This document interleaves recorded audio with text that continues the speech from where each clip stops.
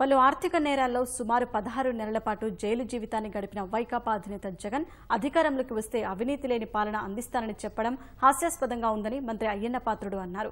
వైఎస్ఆర్ అధికారంలో ఉన్నప్పుడు ఎంతో మంది ఐఏఎస్, ఐపీఎస్లు ఇబ్బందులు పడ్డారని చెప్పిన మంత్రి రాష్ట్రంలో సీఎం చంద్రబాబు అనేక సంక్షేమ పథకాలు అమలు చేశారన్నారు. మంత్రి అయ్యన్న సమక్షంలో 30 కుటుంబాలు తెలుగుదేశం పార్టీలో చేరాయి.